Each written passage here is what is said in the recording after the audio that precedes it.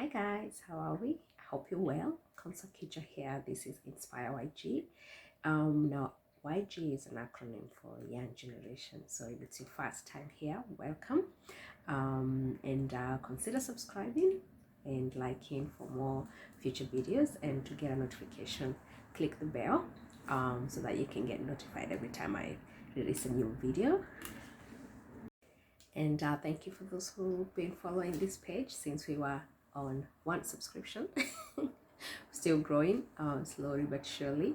So thank you for popping in. So Konsakija, now I was an international student when I came to Australia for studies a couple of years ago now, and I'm no longer a student. However, I am very passionate about international student matters, and I'm passionate about education and everything in between.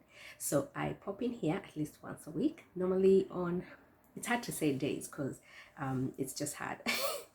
Majority of the people I know, we're never on the same day at the same time. So I just say normally on a Saturday or Sunday, based on where you are in the world, you can check out my videos. Now, I have a background in social work, so I studied a Bachelor of Social Work, but I also have a background in business and marketing.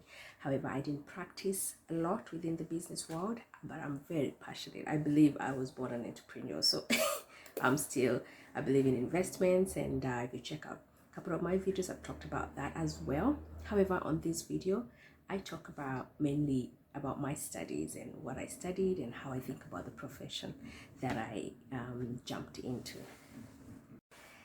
So if you're someone who is interested in education, interested in relocating to Australia for studies or just for work, if you love traveling, you love investments, you love business, you love equity and everything else celebrating diversity, this is a page for you. And today I'll be having a very interesting topic to talk about, and I'm talking about a career progression or career outcomes for someone who studied social work. So if you studied social work or community development or community health, anything to do in or anything within the human services, and you have an interest to know where you can actually get jobs after you studied after your studies, sorry, this is a video for you. So stick around and I'll see you in a short while.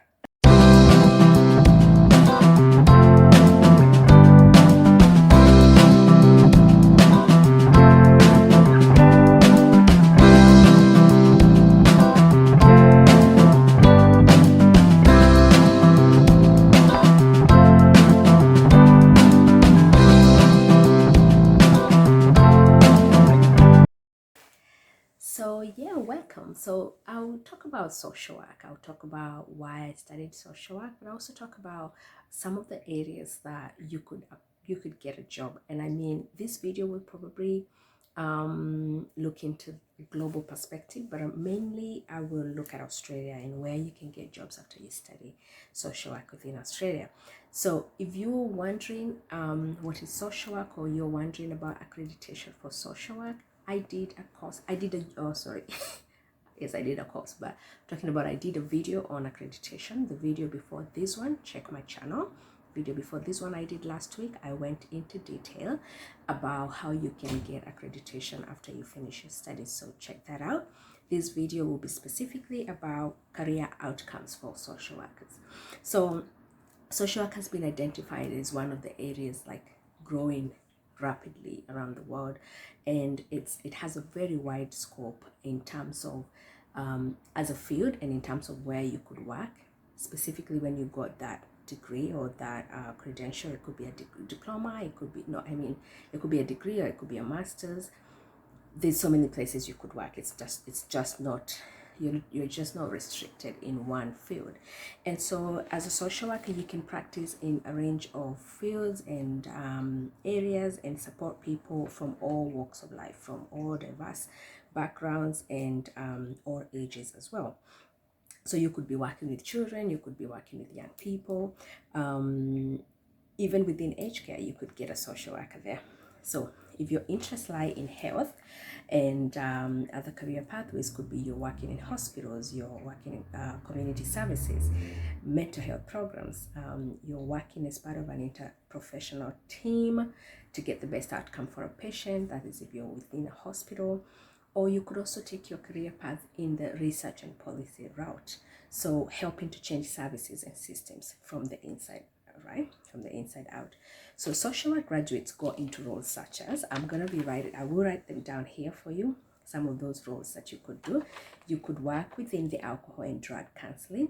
You could do child protection or youth services, disability and advocacy, family violence, homelessness, and support housing or supported housing.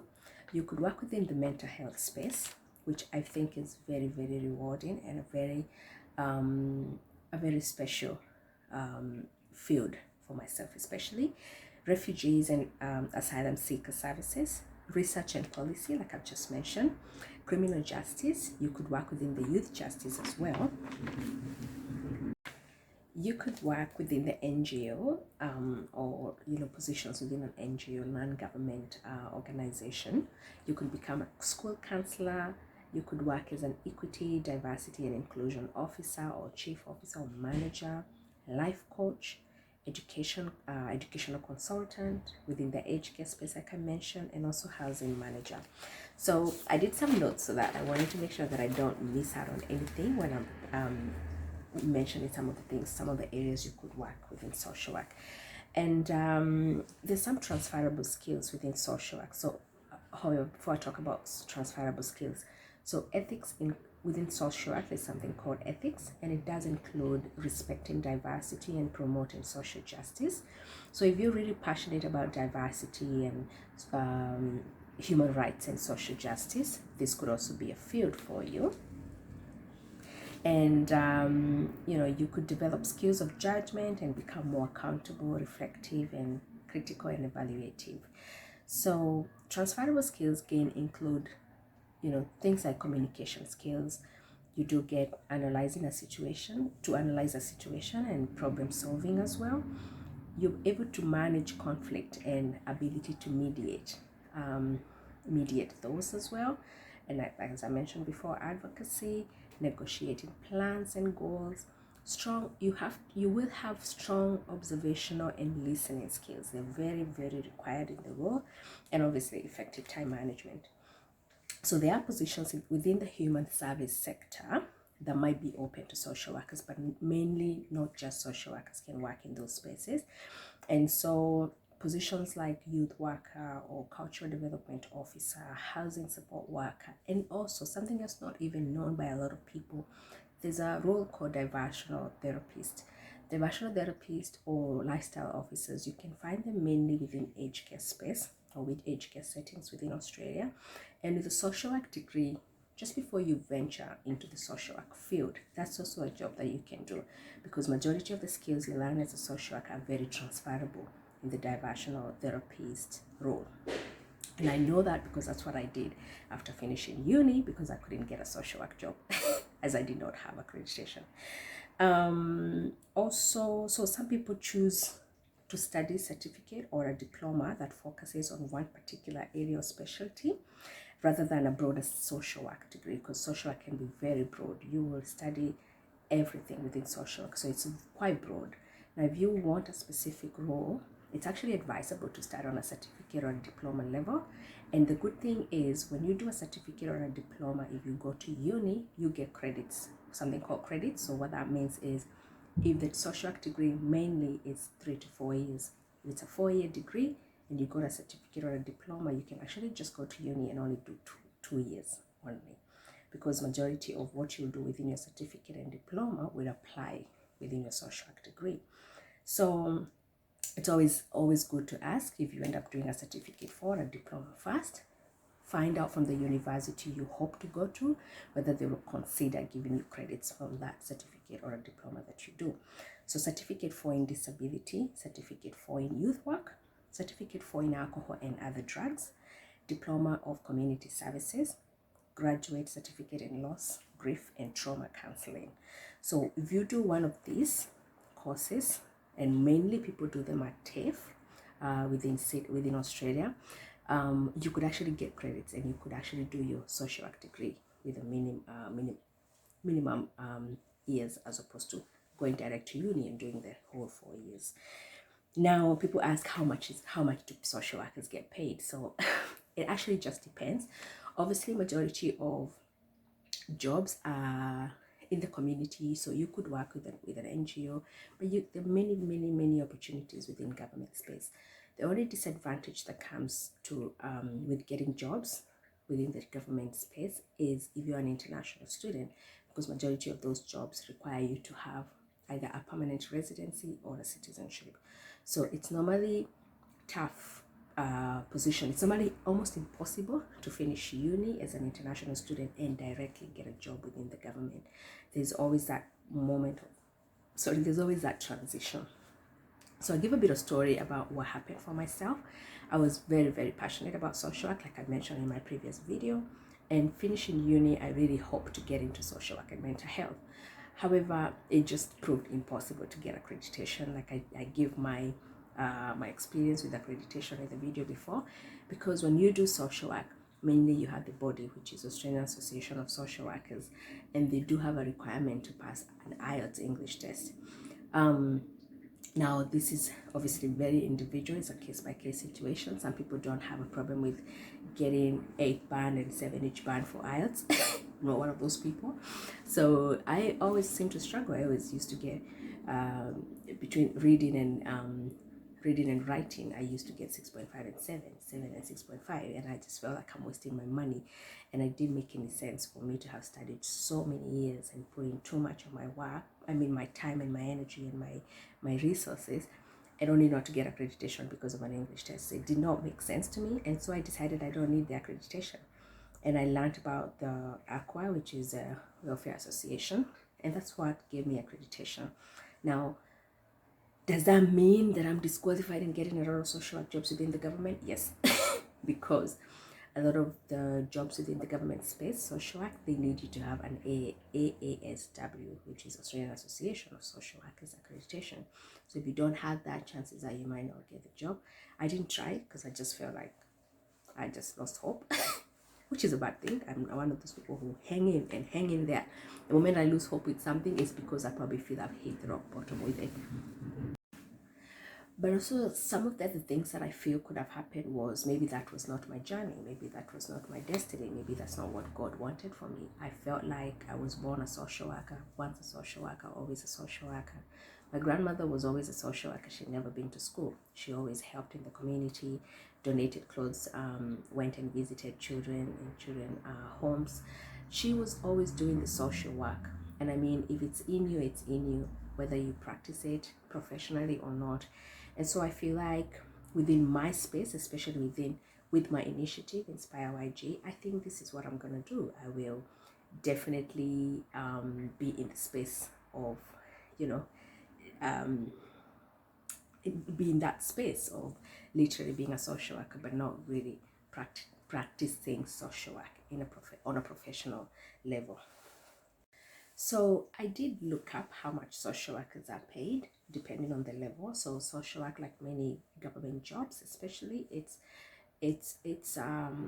organized on a level or categorized on a level kind of system.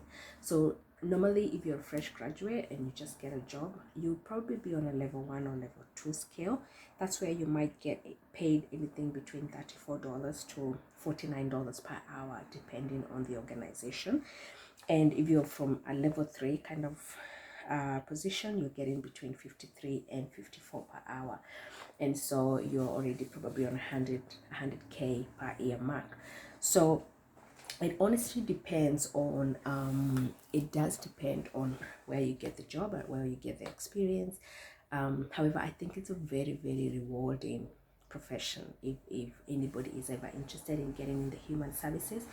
And it's one of those professions that you're probably guaranteed to always have a job, because we are always guaranteed to always have humans around us. And where there are humans, there is always going to be problems to solve. And when you solve problems and advocate, mediate, and all these things that make us human. You're bound to always have a job. I mean, and like I said, it's very rewarding. It can be taxing. You have to be very reflective, take care of yourself. Self-care is a thing within the social work or human services profession, because you could get down with burnout. So to avoid that, it's always good to take breaks, to be reflective, or not work in silos, but try and work within a multidisciplinary team and get support from people working with you. Now, myself, like I said, within the social work space, I have been one of those people who, it's so weird that whatever I studied, I cannot give you the much experience I have within the social work sphere is what I got when I was a student and I did my placements. So I did a placement within a mental health, an organization focusing on mental health, and I also did my placement in a homelessness, an organization that was tackling homelessness and housing and providing housing opportunities for young kids sleeping rough within Sydney. And also I worked at the council, Sydney, at Town Hall, Sydney Local Council, and I also worked at St. Vincent's Hospital, both private and public. So I did, when you're doing social work, especially within ACU, it's 1,000 hours, and that's equivalent to 6 months of work within the social work sphere. So I learned a lot. However, like I said, my situation changed. Things were different on the ground because when I finished, it was nearly impossible for me to get accreditation, and that meant that it was nearly impossible for me to get social work jobs. And so I did get into diversity, lifestyle. I did become a lifestyle coordinator. I got a job within the diversity, diversional therapist or diversional therapy field. So like I said, these are people who work within aged care, and they help, support the residents and support the behavior that might come with the challenges that they go through with the illnesses, especially dementia. I was and I'm very passionate in that field. So if you're doing social work and you finish uni and you get a hard time getting a job, try and venture into that area of diversional therapy, because it's very rewarding as well, especially if you're passionate in supporting people within aged care setting or the seniors. Like I said, I ventured into that because I was passionate about it, but it was the last thing I would have thought that I would do when I finish uni. When you finish uni, you have some expectations that you're going to venture into the field of social work, become a social worker, but it doesn't always happen. So it's good to always have an open mind to whatever is open for you and jump into that, because you're somewhere. It's not like you're nowhere, you're still somewhere, and that leads to where you want to go to. So I will do another video and I will explain where I landed within my role, because now I'm within the D&I space. For those who know about D&I, it's the equality and diversity and inclusion space, and it's very interesting, and I love it. I wish I knew there was a thing like this. I would have probably finished uni and go directly. However, like I said, majority of government jobs, it's hard to get if you don't have a permanent residency or permanent or citizenship. So if that's your desire, please, when you finish uni, try and get yourself one of that. Find a way to get accreditation and then apply for your permanent residency to get into these spaces. You'll never regret it. It's very, very rewarding, my experience at least. Please share down below. That's it for me today. I'm not deep. I'm not gonna dig deep into this. I think it wasn't supposed to be a big video. It was just supposed to be an overview of career outcomes that you can get if you have a social work degree. And so thank you for popping in. I appreciate you. Please comment down below. Let me hear from you. What are your experiences studying social work? And even if you haven't done social work within Australia, let me know which field you ended up going into when you did social work, from wherever you did it from. So I appreciate you. Thank you so much. Please don't forget to share, like, comment down below, subscribe, and turn on the bell so that you can get notified every time I drop a new video, and share with your friends, especially if they have an interest in human services. They are going to benefit from it. Have a good one. Bye.